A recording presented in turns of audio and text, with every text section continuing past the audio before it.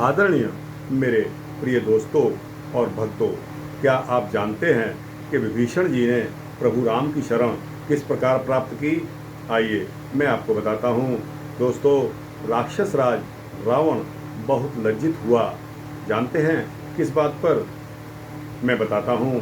दोस्तों, जब रावण ने हनुमान की पूंछ में आग लगा दी, दोस्तों, उसके फलस्वरूप हनुमान जी ने प्रतिशोध के चलते सारी की सारी लंका में आग लगा दी। दोस्तों, लंका जलकर खाक हो गई। रावण इस बात से भयभीत था, यह सोचकर कि हनुमान जैसे एक वानर ने कितना बड़ा विनाश कर दिया था। अतः उसने अपने मंत्रियों, योद्धाओं तथा सेना नायकों की एक आपात बैठक बुलाई, जिससे कि भविष्य की योजना पर विचार किया जा सके।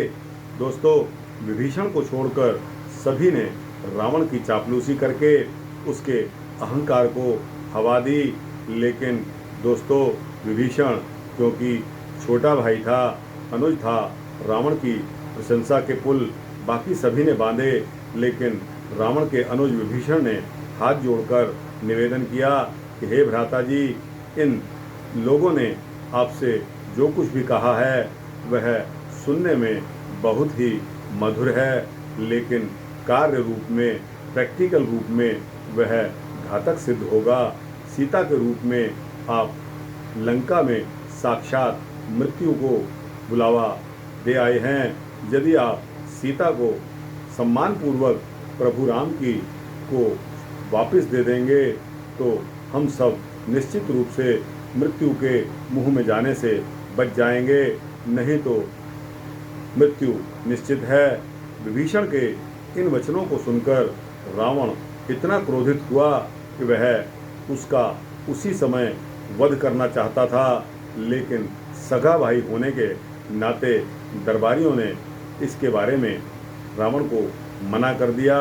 दोस्तों, इतना भयंकर कांड होने के पश्चात जब सगे भाई के साथ रावण ने इस तरह का सलूक किया तो दोस्तों, लंकेश द्वारा अपमानित होकर भक्त विभीषण अपने 4 मित्रों सहित आकाश में उड़कर प्रभु राम की शरण में आ पहुँचे। वानर राज सुग्रीव ने सोचा कि वे सब उनका भेद जानने के लिए वहां आ रहे हैं, लेकिन प्रभु राम तो दया के सागर हैं।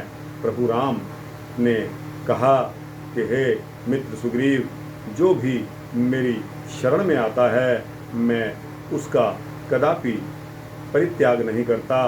तो दोस्तों, भगवान की सबसे बड़ी खूबी, सबसे बड़ी विशेषता, सबसे बड़ा भगवान में यह गुण जो कि सर्वगुण संपन्न प्रभु ने यह कितना बड़ा उपकार किया है कि दोस्तों, जो भी भगवान की शरण में आता है, शरणागत हो जाता है, उसका उपकार, उसका मोक्ष, उसके लिए बैकुंठ की सीट तो तय हो जाती है।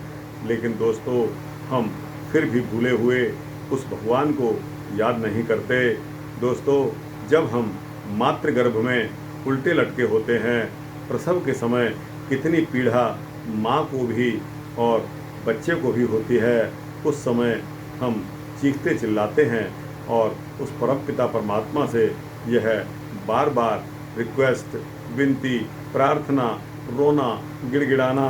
और दोस्तों, न जाने इस दुख से निकलने के लिए हम क्या कुछ अपने मन में सोचते हैं, उस समय हम असहाय होते हैं दोस्तों।